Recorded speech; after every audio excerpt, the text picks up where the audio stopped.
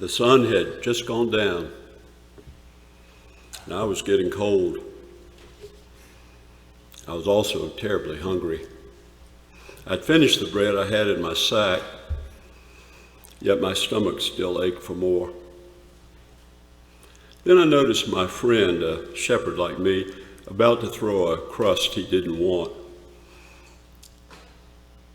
So I said, "Throw the crust to me, friend." And he did throw it to me, but it landed between us in the mud where the sheep had mucked it up. I grabbed it up anyway and stuffed it, mud and all, into my mouth. Then as I was eating it, I saw myself. It was as if I was not only a man eating, but a man watching a man eating. And I thought, this is who I am. I'm a man who eats muddy bread. Then I thought, the bread is very good. And the mud is very good too. So I opened my muddy mouth full of bread and I yelled to my friends, "By God, brothers, it's good." And they probably thought I was a terrible fool. But they saw what I meant. We saw everything that night.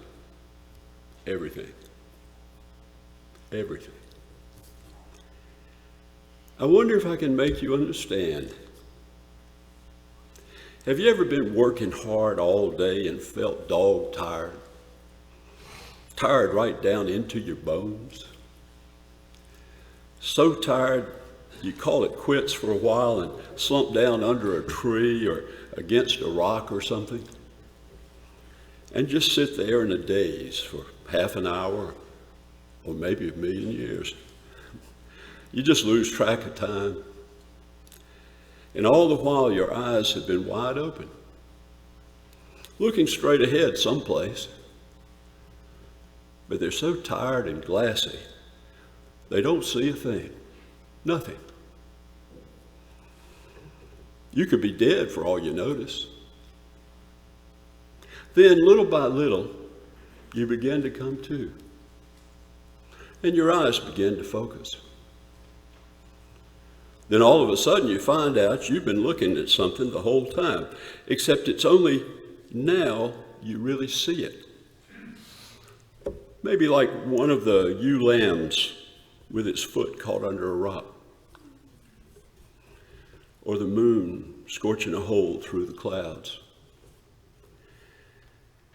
It was there all the time, and you were looking at it all the time, but you didn't see it till just now. Anyway, that's how it was this night. Like finally coming to.